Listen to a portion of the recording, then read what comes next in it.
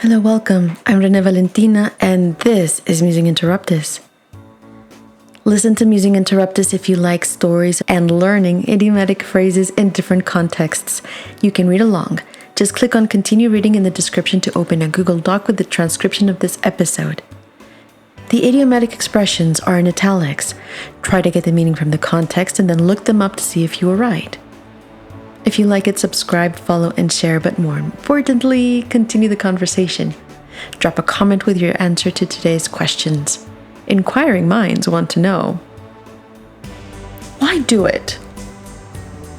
That's a decent question. It begs to be asked and sometimes gets ignored. How many things do we do on autopilot? Thankfully, there are many. That means you don't have to remember to breathe or swallow saliva. I forget how to do this sometimes and cough up a storm. It still embarrasses me. There are many biological processes that happen on their own. They are called autonomic or homeostatic processes.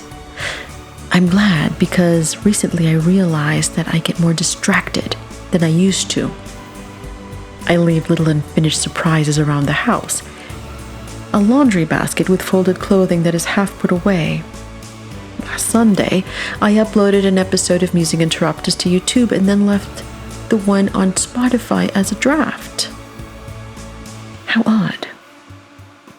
That little surprise woke me at 4 a.m. on Monday. One click later, I was back in bed and asleep. Odd. That must be an autonomic process, my body waking up if I don't finish something, closing the process. I'm glad I don't have to remember to breathe or tell my heart to pump. Then there are things that one does because that is the way they have been done for a while. Breakfast time. How do you butter your toast? If you still do that. The way you lace up your shoes, the place you part your hair, and how many times you brush each tooth in the morning, after lunch, and before bed. Okay, sometimes I forget to brush after lunch.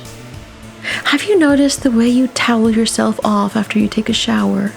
Do you ever wonder if you follow the same patterns as your parents when they wrapped the towel around you as a child? Being gentle is a tribute to their care. Things become a bit less automatic when it comes to our jobs. If you have a say in it, then you might work in something you like, that interests you, or maybe something you are passionate about. That isn't always the case. Sometimes we do jobs that pay the bills, nothing more, nothing less. When asked, what is your dream job? Some people quite honestly say, I don't dream about working. Truth be told, it is difficult to find remunerated activities that cause high levels of emotional rewards. Difficult, but not impossible. Hobbies, on the other hand, tend to be fully charged with delight. Break me off a piece of that pastime, please. That doesn't make much sense unless your hobby is tasting chocolate from different regions. Whatever you're into, there is a reason, and that might be as interesting as learning about the pastime. The next logical question is, how did you get into it? Who invited you to play golf for the first time? What sparked your interest in pruning flowers? There are, however, hobbies that don't readily elicit the idea of enjoyment. Boxing, for example.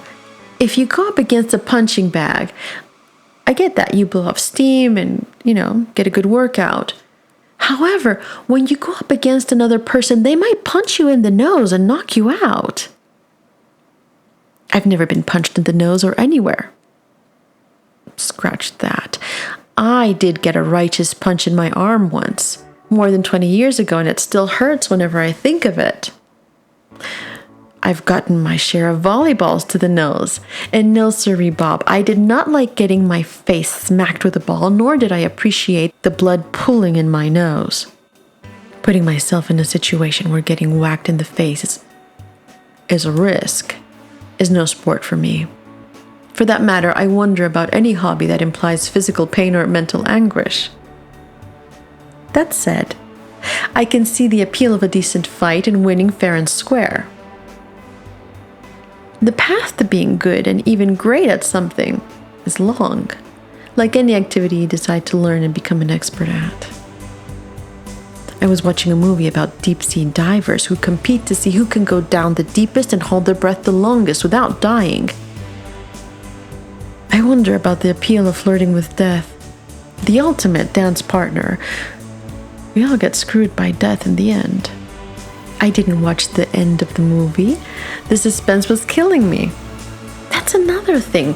Watching movies that generate fear and suspense, that is plain uncomfortable. But please explain what you find pleasurable from feeling suspense. I hope the answer goes beyond the simple, I just like it. Where is the reward?